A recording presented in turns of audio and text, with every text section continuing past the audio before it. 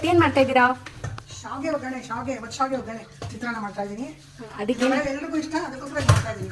ಅದಕ್ಕೆ ಏನೇನು ಬೇಕು? ಅದಕ್ಕೆ ನೋಡಿ ಹೆಚ್ಚಿಟ್ಕೊಂಡಿದ್ದೀನಿ. ಒಂದಷ್ಟು ಹಸಿಮೆಣಸಿನಕಾಯಿ, ಕೊತ್ತಂಬರಿ ಸೊಪ್ಪು, ಕರಿಬೇವು, ಕಾಯಿ.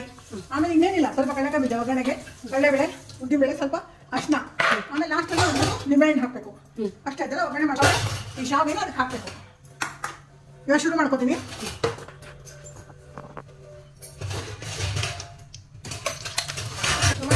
ಸಾಕು.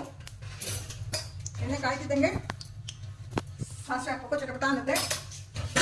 ಚಟಪಟ ಆದಮೇಲೆ ಸರಿಯಾಗಿ ಒಂದು ಸ್ವಲ್ಪ ಕಡಲೆಬೇಳೆ, ಉದ್ದಿಬೇಳೆ ನೋಡಿ ಇಷ್ಟು ಹಾಕೋಬೇಕು. ಒಂದಷ್ಟು ಹಾಕೊಂಡು ಅದು ಚಟಪಟ ಅಂದ ತಕ್ಷಣ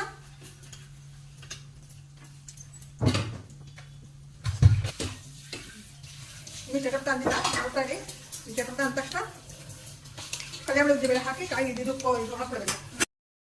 ಚೆನ್ನಾಗಿ ಅದು ಕಡಲೆಬೇಳೆ ಮತ್ತು ಇದು ಎಲ್ಲ ಕೆಂಪಗಾಗೋದು, ಸ್ವಲ್ಪ ಚೆನ್ನಾಗಿ ಆಗೋದು ಹಿಂಗೆ ಕದರ್ತಾ ಇರಿ. ಕಡಲೆಕಾಯಿ ಬೀಜನೂ ಚೆನ್ನಾಗಿ ಆಗಬೇಕು, ಕಡಲೆಬೇಳೆ ಉದ್ದಿಬೇಳೆನೂ ಚೆನ್ನಾಗಿ ಆಗಬೇಕು. ನೋಡಿ ಈ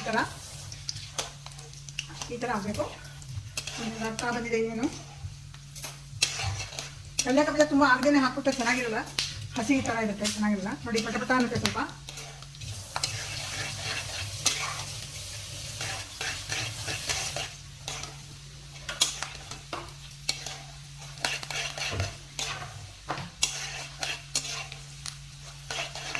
ಇನ್ನೇನು ಅರ್ಥ ಬಂತು ಕಡಲೆಕಾಯಿ ಬೀಜ, ಕಡಲೆಬೇಳೆ, ಉದ್ದಿಬೇಳೆ ಎಲ್ಲನೂ. ನೀವು ಹಸಿಮೆಣಸಿನಕಾಯಿ, ಕರಿಬೇವು ಹಾಕ್ಬಿಡಿ. ಆಮೇಲೆ ಸ್ವಲ್ಪ ಅರಿಶಿನ ಹಾಕಿ ಇವಾಗ ಹಿಂಗೆ ಬಳಸ್ಕೊತಾ ಇರಿ.